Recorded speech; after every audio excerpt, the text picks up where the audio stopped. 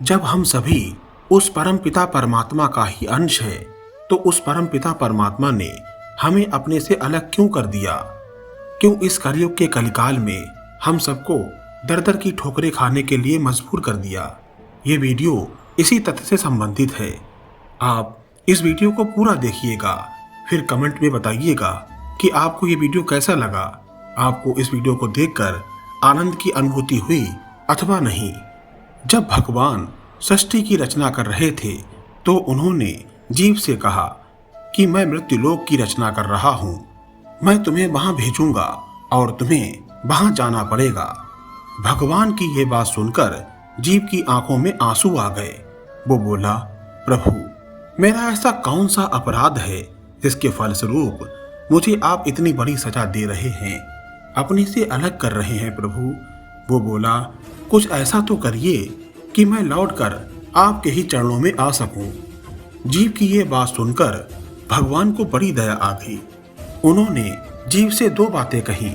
पहला, संसार की प्रत्येक चीज में अतृप्ति मिला दी कि हे जीव, तुझे दुनिया में कुछ भी मिल जाए, कितना भी मिल जाए, परंतु तुझे तृप्ति नहीं मिलेगी। यही कारण है कि इस कलयुग में व्यक्ति चाहे कुछ भी प्राप्त कर ले, परंतु उसे तृप्ति नहीं मिलती।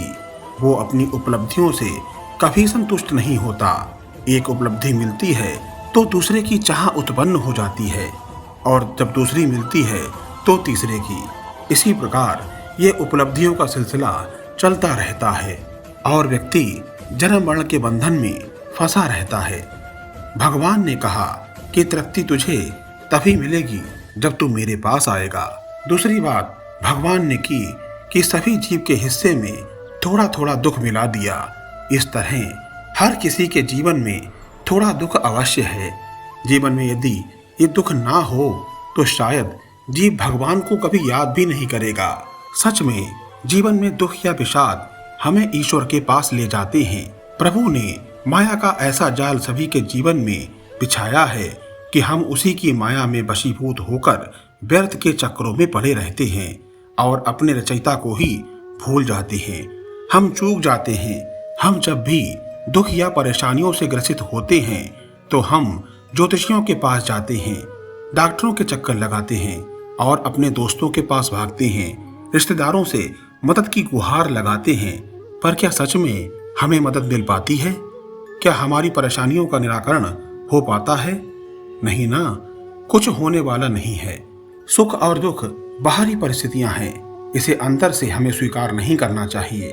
भगवान ने हमें ये शरीर रूपी ढांचा दिया है जिसे हमने अपना मान लिया है।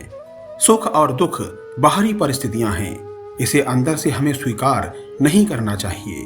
भगवान ने हमें ये शरीर रूपी ढांचा दिया है जिसे हमने अपना मान लिया है। हमें प्रभु में अपना मन लगाना है। इसी का अभ्यास हमें प्रतिदिन करना है, जिससे प्रभु के लिए हमारे मन में प्रीति उत्पन्न हो सके।